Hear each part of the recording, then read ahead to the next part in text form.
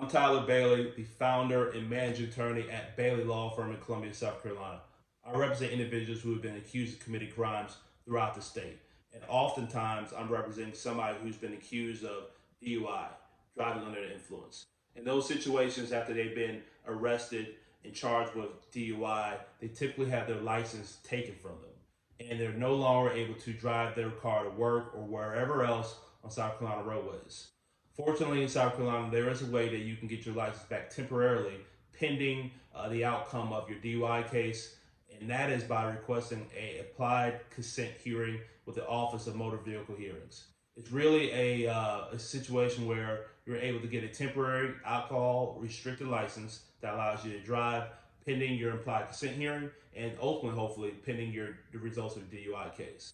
The implied consent hearing is a hearing where you go before a hearing officer, and the state is required to testify how they properly advise you of your rights prior to you submitting to a breath test. In other words, this is prior to you blowing and them determining whatever your alcohol content was in your system. There's certain rules and regulations that require them to tell you specific things before you blow. And at the implied consent hearing, you're able to cross-examine the officer who pulled you over to make sure that they advise you properly. At those cases, I typically have the hearing officer listen to whoever pulled you over and charged with DUI, and I will cross-examine them to make sure that they advise you of your rights properly. And if they did not, at that point, your license is immediately reinstated. You receive a letter back from the DMV, and you no longer have a temporary alcohol restricted license. You'll have your actual driver's license. That's just one way to get you back on our road pending the outcome of your DUI.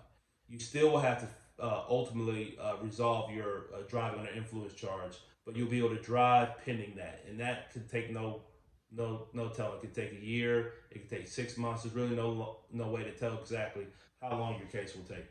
So if you've been accused of committing crimes, you've been accused of driving under influence in South Carolina, reach out to me at Bailey Law Firm. I'm Tyler Bailey. You can visit my website to find out more about me at baileylawfirmsc.com. You can also give us a call anytime at 803-667-9716. You take care.